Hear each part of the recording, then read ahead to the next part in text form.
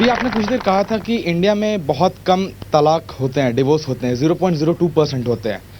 मैं उस 0.002 बट मैं उस पर एक टिप्पणी करना चाहता हूं कि इस कारण नहीं होते हैं क्योंकि रिलेशनशिप बहुत अच्छा है। बहुत बार ये भी कारण रहता है कि लोग समाज के डर से नहीं करते हैं। रूढ़िवादी सभ्यता जो बहुत दिनों से चली आ रही है, उनके कारण लोग नहीं करते हैं। तो इससे हम लोगों को ये सीखना चाहिए कि ऐसे रिलेशनशिप को खत्म कर देना चाहिए जो नहीं चल रही है, क्योंकि उससे घर का माहौल खराब होता है और जो आने वाले बच्चे हैं उन पे असर पड़ता है। तो लोगों को ये समझना चाहिए कि कब क्या खत्म करना चाहिए और कब क्या आगे बढ़ना चाहिए। बहुत एक ये अलग से पॉइंट ऑफ व्यू है, मैं रेस्पेक्ट करता हूं उस पॉइंट ऑफ व्यू से, लेकिन एक संशोधन करना चाहूंगा। आपका नाम क्या है? रोहित आनंद। रोहित आनंद। रोहित, आपकी बात से एक ही बात को करेक्शन करना चाहूंगा कि बहुत बार नहीं, ज्यादातर समाज उस संबंध की ओनरशिप ले लेता है और इसलिए वो संबंध बिगड़ने नहीं देता। समाज का डर नहीं। जब एक भारत में एक, चाहे महाराष्ट्र में हो, चाहे गुजरात में हो, चाहे किसी पंजाब में हो, लड़के लड़की की जब शादी होती है तो रिश्ते कराने वाले कुछ अलग लोग होते हैं। शादी जब होती है तो सब लोग पार्टिसिपेट करते हैं। उसका मकसद एक है कि ओनरशिप समाज ले लेता है उस शादी की, और जहाँ कहीं लड़की से गलती हुई या लड़के से गलत हुआ, समाज उसी वक्त खड़ा हो जाता है। वो उठ के सामने बात करने लगते हैं कि भाई इसको समझाओ यार, मुर्गे को समझाओ।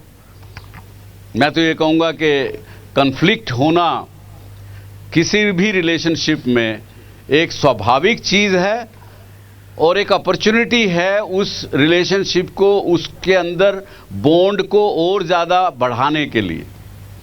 कम्युनिकेशन में ही आप अपने कन्फ्लिक्ट को ठीक कर सकते हैं, उसको समझ सकते हैं कि वो गलत था या मैं गलत था। और जब समझ में आता है कि कौन गलत था और वो दूसरा आदमी अगर रिकग्नाइज करता है, उसको स्वीकार करता है, तो आपस में बॉन्ड्स ज़्यादा बढ़ते। मुझे नहीं पता आप लोगों का, मुझे तो बहुत बार हुआ। जब नई नई शादी हुई थी तो महीने 2 महीने में झगड़ा होना ही चाहिए एक बार बीवी से, और बीवी भी गुस्से में कहती ठीक है, अगर आपको नहीं जमता तो मैं अपने मायके चली जाती हूँ।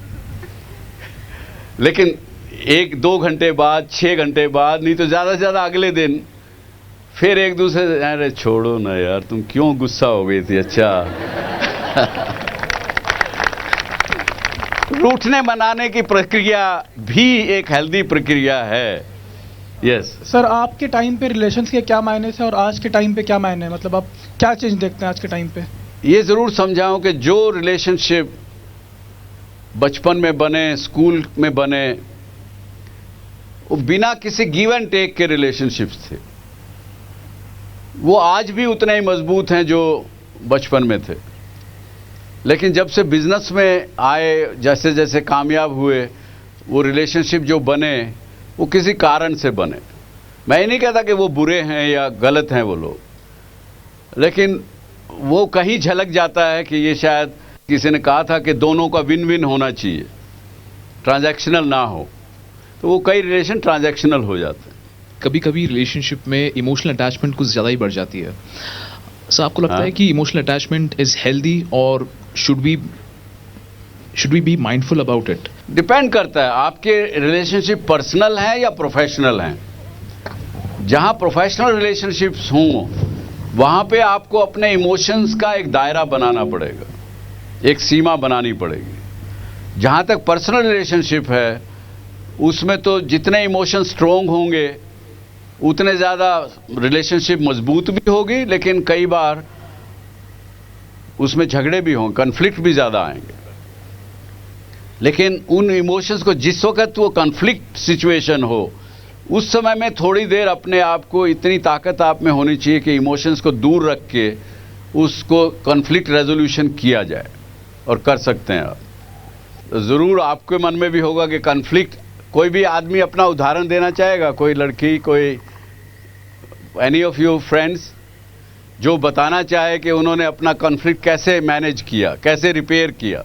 Since I have come from my country with my roommates, because with different kind of people with different behaviors from different backgrounds, when we come together, a lot of conflicts happen, and to deal with those conflicts we do have to heal it, and we have to sort it out. So I have a lot of many times I have done that. So you communicate with each other. Yeah, we communicate, and also we solve the problem through many with other friends, and we discuss it or with the person that we have the issue. Where are you from? From Afghanistan. From Afghanistan. Yes. Very good. Thank you. Yes. Sir मेरी एक girlfriend है, हमारा 1.5 साल से relationship चल रहा है. राजस्थान से हो आप? नहीं, कहाँ से हो? गुजरात से हूँ. गुजरात से हो? गुजरात નો છું. गुजरात नो छे. हाँ. हाँ. सर 1.5 साल से हमारी हर हफ्ते में 2-3 बार झगड़ा होता ही रहता है. हाँ. लेकिन हर बार मैं ही टॉलरेट करता हूँ, हाँ. क्योंकि वो जब भी झगड़ा होता है तब बोलती है कि अब ब्रेकअप कर दे. तब मुझे डर लगता है. मैं क्या, चलो अब थोड़ा मैं सब्र कर लेता हूँ कि अब थोड़ा वक्त टाइम लेता हूँ. शादी हो जाएगी तो बताऊंगा. हाँ? ऐसा आता है मन में क्या? हाँ, ऐसा होता है कभी. ये देखिए. फिर भी सर थोड़ा मतलब मैं टॉलरेट कर लेता हूँ और फिर सोचता हूँ उसे अच्छी अच्छी बातें याद दिलाता हूँ, ऐसा है ऐसा वैसा. फिर बाद में मैंने ऐसा किया, तुम्हें शॉपिंग करके लाया, तुम्हारे जन्मदिन पर तुमको ये तोहफा दिया. हाँ. ये सब बातें याद दिलाते हो. हाँ, तो अच्छा. फिर हो जाता है सब सॉल्व. अच्छा, सब सॉल्व हो जाता है आखिर में. जब कन्फ्लिक्ट, कई बार आप डिसाइड करते हैं कि मुझे कन्फ्लिक्ट इस आदमी से या इस व्यक्ति से इस रिलेशन में लेना है, इसलिए मैं ये कहता हूं कि चूज योर कन्फ्लिक्ट ऑल्सो. उसको वे करो कि क्या is it worth taking the fight with so and so person. खासकर बिजनेस में, अब आप आगे जाएंगे, बिजनेस में पढ़ेंगे, कंपटीशन भी होगा, बहुत तरह के अच्छे बुरे तजुर्बे आपको आएंगे. तो इसलिए मैं ये कह रहा हूं कि कन्फ्लिक्ट को भी चुनो खुद. हर आदमी से कन्फ्लिक्ट नहीं होने दो. उसको सोचिए कि ये कन्फ्लिक्ट मुझे कहां तक ले जाएगा. Is it worth fighting, is it not worth fighting. Also जब कन्फ्लिक्ट है तो उसको एक्नॉलेज करिए कि हाँ है. उसको कारपेट के नीचे दबाने से वो कन्फ्लिक्ट दूर नहीं हो जाएगा, चला नहीं जाएगा. और यू विजुअलाइज द अल्टरनेटिव्स. जैसे उसने, गुजराती दिगड़े ने सोचा कि भाई अब क्या करेंगे, अब तो ये गर्लफ्रेंड तो मुझे पसंद है, मुझे इससे शादी करनी है, तो कुछ भी करे. तो उसने विजुअलाइज किया अल्टरनेटिव क्या होगा, कि अगर ये कन्फ्लिक्ट को हम आगे तक ले जाऊंगा तो क्या होगा. अगर इसको रोकने में फ़ायदा है कि इसको आगे ले जाने में फ़ायदा है. और जब कन्फ्लिक्ट का रेजोल्यूशन हो आपस में, आप भी कमिट करिए और सामने वाले से भी कमिटमेंट लीजिए. उससे आपकी रिलेशनशिप में बॉन्डेज और ज़्यादा बढ़ेगी. और be consistent. And then protecting relationship is not necessarily bad. Not be over possessive, but certainly protect your relationships. Tell good things to your partner. तो ये मैंने बड़ा देर से सीखा. मैंने कभी अपनों को अप्रिशिएट नहीं किया, चाहे मेरे भाई रहे या बच्चे रहे, उनको अप्रिशिएशन नहीं दिया. जब समझ में आया, जब से अप्रिशिएट करने लगा उनकी अच्छी चीज़ें, और जब से दोनों बातें कहना शुरू की, मेरी रिलेशनशिप सबसे इम्प्रूव हुई. Thank you. इसके साथ ये कह के वाइंड अप करूँगा कि रिलेशनशिप्स लाइफ में बहुत ज़रूरी हैं. चाहे आपका प्रोफेशनल लाइफ हो, सक्सेसफुल होने की आपकी कामना, इच्छा हो, तो भी पर्सनल लाइफ में भी खुश रहने के लिए relationships are very important ingredients. And specially for a human being, because we go through all the time ups and downs. ये रिलेशनशिप्स ही हैं जो आपको समता में बनाए रखती, आपको हेल्प करती. Thank you very much. All the best. Thank you. Thank you. Thank you.